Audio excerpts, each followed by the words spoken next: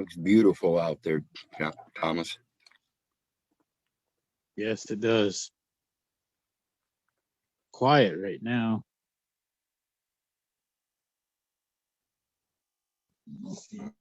Hear the brook or not? The creek, as I call it.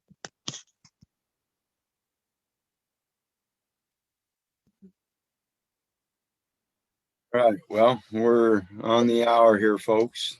Hoping everybody's having a good day, enjoying life, living life, loving life. As always, Keith here. Last week we spoke a little bit about the ISO code and the NIAX codes, and our intent in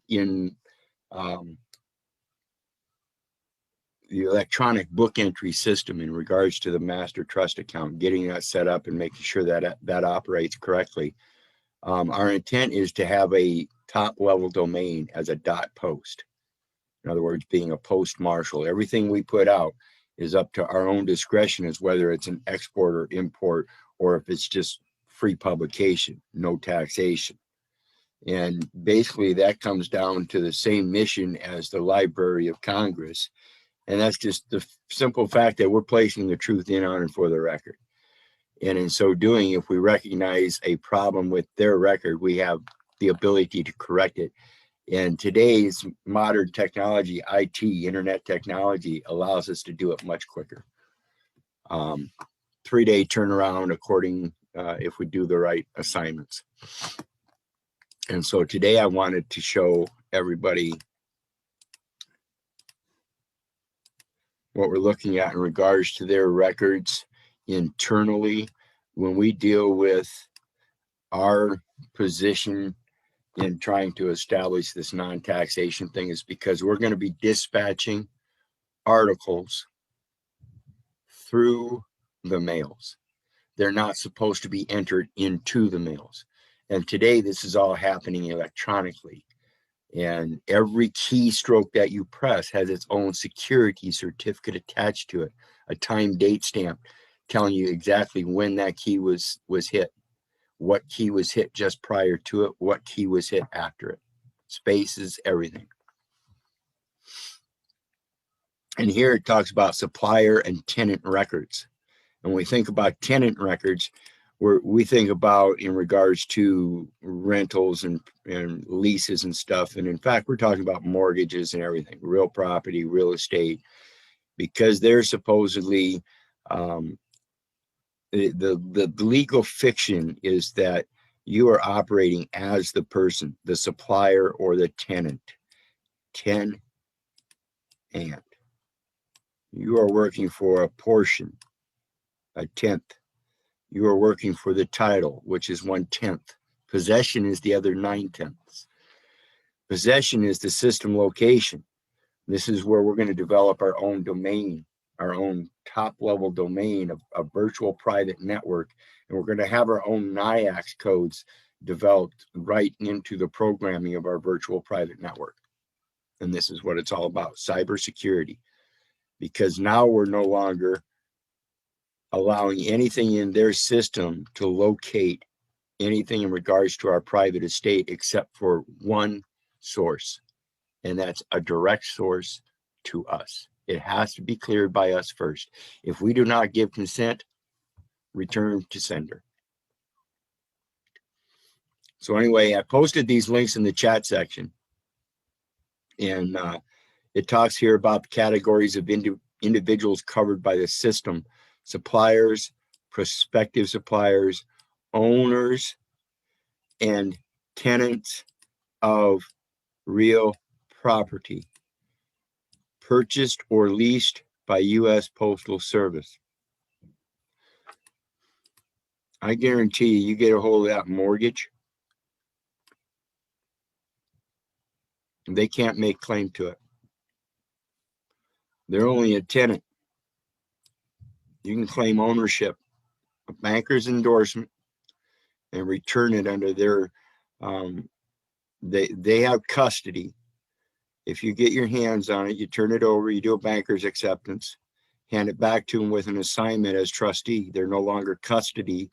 that was holding the mortgage, that then handed it over to the intended recipient, who is the true owner, and then gives a proper banker's endorsement and then gives it back under a proper assignment. This is what the master trust account is all about, giving proper assignment to the proper instruments. Category of records in the system is a supplier information or real property owner and tenant information. See, now we're recognized as the real property owner, and the postmaster is the tenant, and the proof is he's the one holding the mortgage.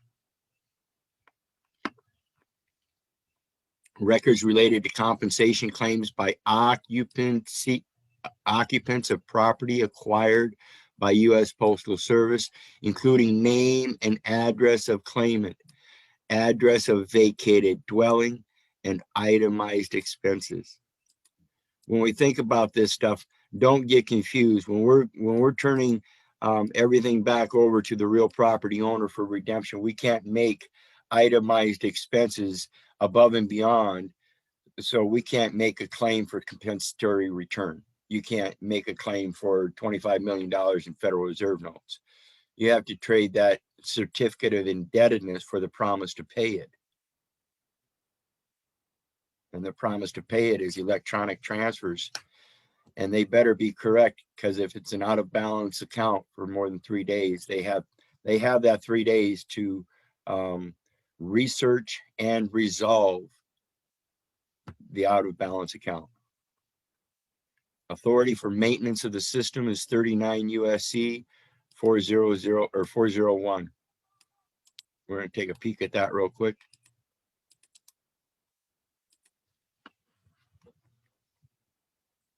And it says general powers of the Postal Service, and that is not martial powers of the Postal Service. And this is what tells me they do not, in fact, have plenary powers. Let's not be confused about that. Plenary powers are full powers.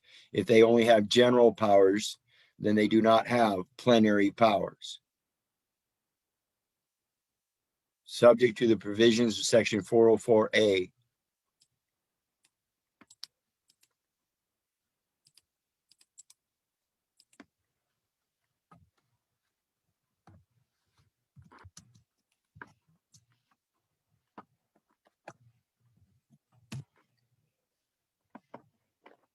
Oh, look at that.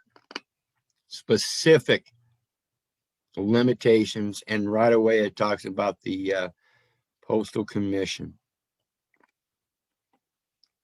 Except as specifically authorized by law, the Postal Service may not establish any rule or regulation, including any standard. So they can't make anything uniform throughout the jurisdictions. Okay? They can't standardize anything. It's already supposed to be standardized. ISO, International Standardized Organizations. It's actually International Organization Standardization. The effect of which is to preclude competition or establish the terms of competition unless the Postal Service demonstrates that the regulation does not create an unfair competitive advantage for itself or any entity funded in whole or in part by the Postal Service. Who's funding what, people? Is it the Treasury? In whole or in part by the Postal Service. Is it the Treasury and the Postal Service? And the Treasury is funding Federal Reserve notes while the Postal Service is funding US dollars? Uh-oh. Compel the disclosure, transfer, or licensing of intellectual property to any third party. Compel the disclosure, transfer, or licensing of intellectual property to any third party. And this is exactly what they're doing through Facebook, Twitter, things like that. And they're using the nice NIAX codes in the programming. and the copyrights and the trademarks and the trade names. It's all legally, profoundly legal, such as patents, copyrights, trademarks, trade secrets, and proprietary information. Proprietary information, not electronic export information. Very specific language when we talk about this stuff. So anyway, when we go back here, routine uses of records maintained in the system, including categories of users and the purposes of such use. This is our main clarification when we're doing this stuff. The records maintained pertaining to this Social Security number are now removed from the probate and remanded through revocation and restoration back to the private side. It is no longer subject to policies and practices for storing, retrieving, accessing, retaining, and disposing of records in the system, because they're now removed. Period. And this is the basis of the just taking one certificate of any sort, that transcript, that's technically a certificate. It's got a certificate by the clerk of courts and the stenographer. Oh yeah, it's certificate. I can take both of them and trade them in.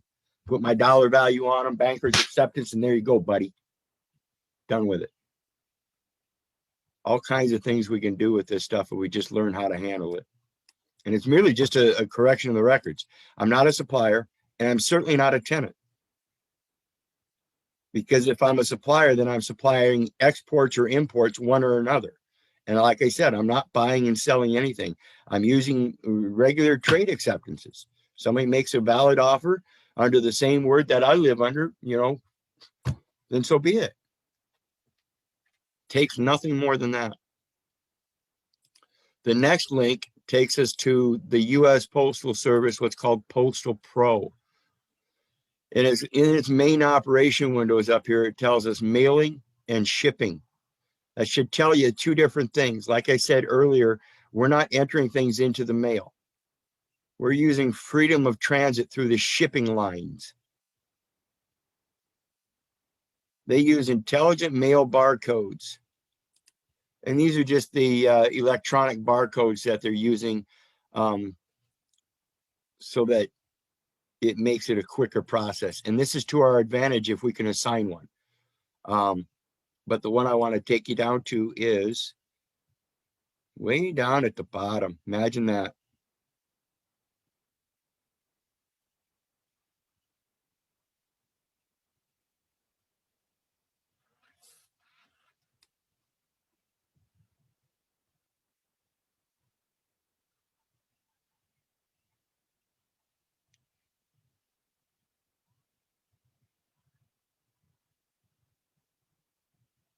Let me find it here.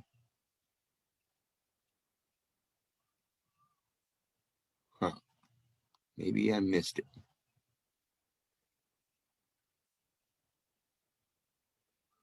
Mail.dat, and that's the data collection center. Technical specifications. This is your programming. And this is what I'm talking about with the NIAX codes. You can program your own copyright, your own collection center, your own distribution center, your own. We can even set up our own little Zoom type video program so we can do Zoom meetings with each other on our own virtual private networks. Every door direct mail. Oh, here it is, share mail. Share mail, formerly alternate postage, provides a mechanism for businesses and organizations to use the mail to share information. That is not buy or sell or export or import. That is specifically share information. It is already a free share. It is not a share of a stocks or bond or anything like that. It's not an indenture. Not only with their customers, but to have those customers send the share mail letters and postcards to other parties without their having to affix a stamp. These businesses using postcards with these pre-metered uh, uh, stamps is not valid in law. Postcards are specific use. They are for sharing. They are not for taxation. They are not for buying and selling. They're not for import export. They're for transiting through, and including those customers that can send and share mail letters and postcards to other parties. Period. This is a very important aspect of what our concept is. We don't have to pay for this stuff. We're not entering it into the mails. We're sending it to other parties of our private member association that is internationally recognized. Period. I think there might have been something else up here. Yes, we want to go back in here. It says full service. We don't want their service at all. We're not going to employ their service. We're going to assign their obligation as a trustee. Service type identifiers. When we look at service type identifiers, the intelligent mail barcode is used to identify mail piece movement through the postal system and support any additional service requested for that mail piece. So if it's not a mail piece, it does not have to have a service type identifier. Again, we get to create our own identifier. Seamless exception. This is what we're talking about. It's an automated, undocumented, intelligent mail barcode. This is where we're going to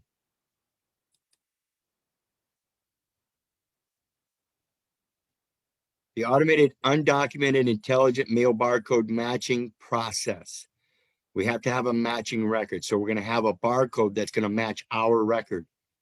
And then it's set up like an if-then go-to program. First, it's got to match our record. And then from there, when we give instruction or execute it, then it can go down the next step of the line. If it doesn't, it gets sent back to the warrant officer of the highest degree within that cybersecurity system. This is international web or internet, World Wide Web. So now we're no longer talking about fraudulent use of the mails according to the United States Code. We're talking about violations of the peace treaties, the Uniform Customs Codes, the Constitution of the Universal Postal Union, and the Geneva Conventions. We are talking about acts of war on the international level. And this tells us how a lot of it is structured. And we can create our own structure. And like I said, there's up to 72 levels. This year shows the first 31 levels. And then 31 through 60, I think, is reserved for internal operations of the government and banking. And then again, it starts at 62 to 72 for like private ones. And that's what I'm looking for, is that one that takes it so far out of their system, and that's that upper domain level. Anyway, it talks about converting XLSX file to text. And this is what tells us that we use those NIAX codes in our programming, so that when something comes in that says it's supposed to open up into a text and our program says, no, I don't think so, it hasn't passed clearance yet, it doesn't get passed. It's got to be verified every keystroke. Because like I said, every keystroke has a security certificate. And if there's a break in the chain of titles, no, it's not valid, period. The electronic conversion is a port that we need to take advantage of, because we can make it be perfect.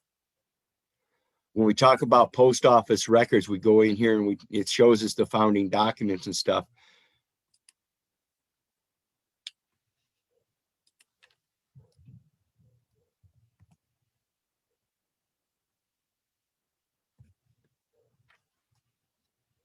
And it tells us I don't care where you look, I don't find any record of what's known as a land patent. They're all land records. Land records that are patent because they're public land patents. It's just a different way. It is not actually a land patent. Patent is a verb that means it's observable. So it's just patent. Go look at the county records. Is it abandoned? Does it have a warranty deed? You know, most everything is missing some element in there that you can correct. And just by taking maintenance of the records and correcting it, you have a superior right in it than anybody else because they've been ignoring it. They've been committing fraud, waste, and abuse. You're correcting that very fraud, waste, and abuse. How could anybody not observe that? And that's why I say don't go after these people for monetary sums. You can't do that. You have to go it by redeeming the land. Redeem means to buy back the land. That means you got to give up the Federal Reserve notes. Okay, I forgo all the Federal Reserve notes that would amount out of this claim. I'm going to buy back the land. Find me a piece of land that's valuable to that certificate that's worth 25 million. I don't care if it's only 250 acres. Give me 250 acres, we'll call it even. There's no way 250 acres is worth 25 million.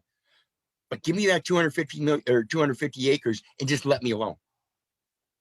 Done deal. Who could not agree to that kind of a peace treaty? The next one we want to talk about is the Postal Pro.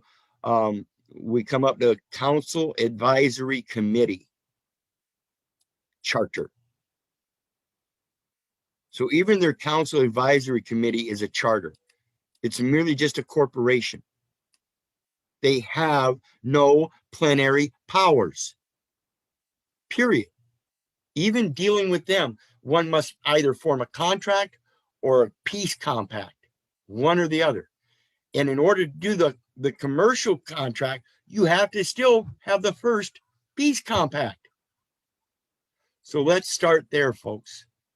Let's quit warring with them and let's start constructing the peace contract. Know the elements of the peace contract. What's it start out with? Good day, neighbor. It's called observance, identification. How do you identify your neighbor? I no longer identify them as cops unless I want to get stupid with them. In my heart and mind, I've got to forgive them. So they're my neighbors. In their job, they're a police officer, a policy enforcer, a people in government servitude can't understand normal thinking standards. You know, I can say it politely, or I can just call them a pig cunt. Excuse my language, however you want to look at it. But the reality of it is, you're the only one that has the quote plenary powers.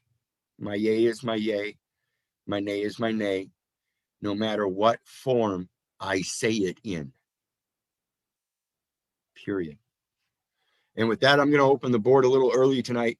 I'll go ahead and post these links in the chat section again. But this is the important element, is constructing that electronic internet yourself. You don't need to go down to the county courthouse and establish any record there. No more. By doing so, you're allowing a paper construct, a definitive paper form, to be converted into a electronic data entry system. In that data entry system, there is no correcting it for what's entered in at that port, because somebody first has to give it to them. They can't just enter in data and claim that it's valid as anything but electronic export information. Therefore, it has to relate to the one that exported it. The key operator is not the one that's exporting it. Somebody else gives them a paper document to do so. Quit doing it. This is something we found very valuable. They don't want to enter those documents into the public records if you give them private notice in the proper capacity. Private administrative process. Quit going to their public venues. You want to go to a public venue and assert your private beliefs, establish that on the internet, the electronic forum in the internet, the World Wide Web. You have the ability to create your own site. You don't have to use the Facebook. You don't have to use the Twitter. You don't have to use all that stuff. And we're in a stage of our internet technology, again, like I mentioned in my one last night, I beat myself about the head because I dropped that ball. I was one of those kids that was building and programming computers when I was young. Before they even had classes in school, I was building and programming. When they had the classes, I was the one teaching the teacher. And I dropped that ball. I quit it. And I wish I hadn't, because today the programming is so much different. But I'll get it. I'll get it even if I have to hire some outside help. But in the meantime, floor is yours. Ask away.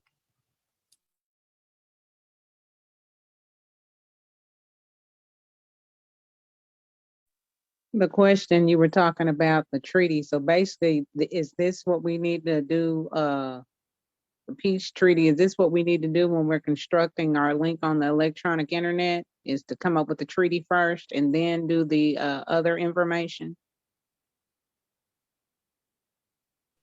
Correct. Because what we're going to do, just like the United States is constructed with Articles of Confederation, Declaration of Independence, Constitution, and their own treaties, the concept is just to do the same thing. Basically, that's why they have you to do articles of organization when you have your company. Yes. Same thing. Yes. Yep. And you can do that on the private side just by establishing the way you operate and expressing a trust. You don't have to call it a trust. You just express that you know who the grantor, grantee, trustee, beneficiaries are and how they're appropriately named. And I did that on my site. I also did my own patent on the site. On the bottom of every page is my patent in my own symbolic style of the alphabet, and then it's converted into the English language. So there's both forms. And then at the top of every page, I make a caveat, very plain and clear. And he who hires an attorney proves himself to be incompetent. Anyone hiring a lawyer or an attorney is already saying they're incompetent to handle that affair. Why would you do so? You have competence of seeking the proper counsel instead of somebody that's going to mislead you and turn things over. You don't want things turned over. You want things uncovered for what they actually are. And I think that's pretty simple. That's why I get in this discussion. Earlier, somebody was talking about copyrights and trademarks, and I don't need any of it.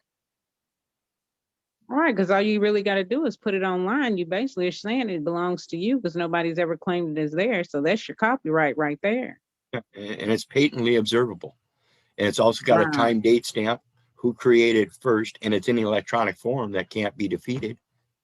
I mean, you can't go create a previous date timestamp that's going to match with the first entry on record of when it was electronically created through a security certificate in the electronic system through one keystroke, the first keystroke. My first keystroke is already made, and it leads to that symbol. So anytime you see that symbol, it'll trace right back to that first keystroke. Right. Because basically what you want to do is when you're doing that, so that's basically how you can bring all your companies up under you on the private side, is just put them up under you on the internet. Yep. See, everybody thinks you go to the public venue down at the courthouse. No, it's public. That's why I kept telling them, you're going down there letting them stamp your documents. That at that point it's public. Then you got to figure out how to either come up with a private notary, or you got to have your own medallion stamp, which that's what I'm interested in right now. So basically I had to put myself as the banker. But once you are the post marshal, you are the banker and the judge. Right. And see, what we're going to do is we're not actually going to create a medallion stamp. We're going to make use of a banker that has the right of use of a medallion stamp. So when we get our certificate or whatever drawn up to convey back to them for the transfer of funds and removal of everything out of probate back to the private estate, the essence of it is we're going to make a banking transaction through a draft, which is then going to be handed to the medallion banker, and it's going to have the assignment making them the trustee to draw up the instruments appropriately according to the banking. Right, because they've been the trustee and the fiduciary the whole time. That's the part that they're waiting on you to step up as the grantor to tell them exactly what they need to do and how it needs to be done. Yeah, UCC 8-501, I think is. It talks about the secured signature or the secured endorsement or the blank endorsement or whatever. And that's what we're missing out on, is when we don't make the correct qualifying signature as a banker's endorsement, then the banker makes that and gets the credit. Right. When you're supposed to be the banker, then you basically done gave your position up to somebody else. So then at that point, you're not the grantor. Correct. Somebody else is. Settler, yeah. The bank, well, the bank is. So then my question is, so like for your other relatives that you're trying to take their estates and put them up under your trust, you just did express that when you put your online stuff up? Yeah. Okay. Yeah, you can just, if you've got your own site, all you got to do is make it known. Make it known. Hereby adopts beneficial member.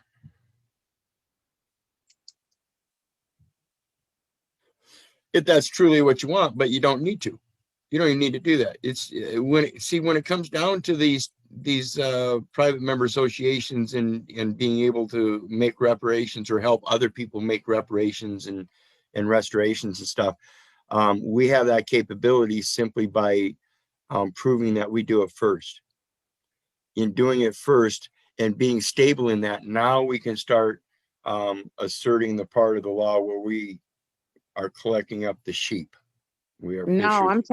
I'm talking about my sheep that have passed on. You know, they have their estates that's out there and they've got control of them. Why can't I put them up under me? I'm not talking about my living relatives. I'm talking about yeah, like I think that's called residuals and stuff. We can do some research on that. I've never really had any interest in that because in fact, people, the whole system has no substance. So when you try to go claim substance that's really not there because it's a past relative or something, you're walking in muddy waters. Because what we're really affecting today is just a credit transfer now. There really is no money. There really is no actual transfer like that for payment. It's all done on a prepaid credit transfer system.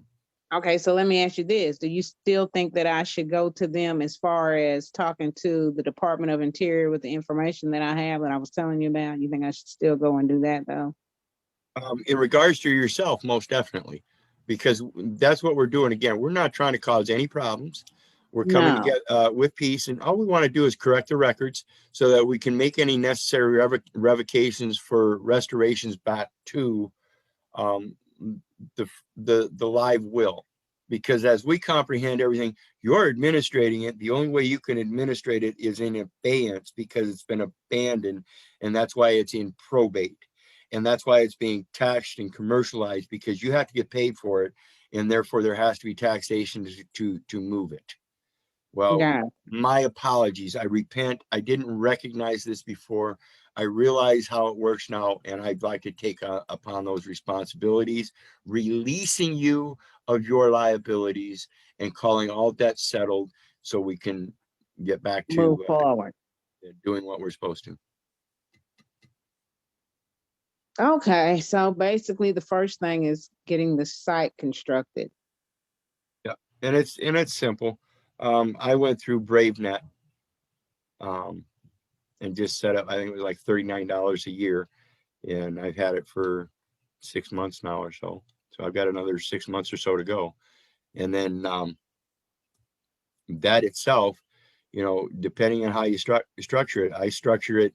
I've got it set up. I'm trying to get profiles and group pages set up yet, but it's set up basically to express myself and what I'm about, and in just correcting things in an open sense without being belligerent about it, but yet being open enough to be able to prove, here's some inconsistencies in their own laws, and I put it right out there in the international forum. And right, and that's what I've been finding is inconsistencies in, okay, well, you going by this, but this right here goes back further than this, but this says something different than what this says. So which one are we going by? Because it seems like not full truths have been being told. And when we think about those inconsistencies, then we've got to show that that's the problem with the error in the ways from which it's conducted, because this hand is doing it this way and this hand is doing it this way, and they're both working in conjunction against the benefit of the actual guy that's supposed to be benefiting. Right. So Okay. but yeah, That's I'll my thing is getting it started up. I gotta figure out the words I'm gonna say. So I'm taking notes on every little thing that pops up that's like seems like a keyword. So I wait for the spirit to give it to me, and then I just write it down, and then I'm gonna put it all together. well, like I said, I had the meeting with the Medallion Stamp Bank situation yesterday, and it wasn't actually the Medallion Stamp Banker, so I didn't get quite what I wanted out of it, but we did get a starting point and some other things that we've come to realize we need to do, and so we're going to get that going, and then it's going to be bankers acceptance time. And Well, I'm gonna see. I'm gonna talk to, because I should have did it today, but I had forgot. But I'm gonna see what the two banks that I'm dealing with are talking about, because I know my credit union is absolutely a credit union that's for members only. Yeah. I know you can't, as far as anything that has to do with SBA and all that, they're not they're not FDIC. That's what I done found out. So they basically are owned by the members. So I could call them or ask them, and I do have an account with SunTrust on the business side. I did find out from them they will take promissory notes. They told me that. So I'm trying to find somebody that knows how to write out one and write it the right way. She told me, she said, just give me some time in advance. She said, because I have to get these special envelopes. And yes, they have to have certain envelopes to put that in, because that's basically worth a lot of money and you don't want to lose it. So it's got security to be envelope. Yes. That's exactly what she's got to have. It's all coming together. And like I said, she understood what I meant when I told her I wanted to move everything, that my companion was retired and no longer a public servant or civilian employee. And we wanted to release everybody of their liability of conducting her affairs by removing everything from the probate side to her private estate. That way she can write up a living will and have it appropriately granted to her children when she passes. Oh, okay. No problem. So it's just really is a matter of knowing what you're talking about before you even talk to them. And even if you're not talking to a Medallion Stamp Banker, you'll get somewhere. Most of those bankers know what you're talking about. And with that, we're about to shut off. So God bless everybody. Thanks for joining. I'll post those links as well as my PayPal link if anybody wants to share some love.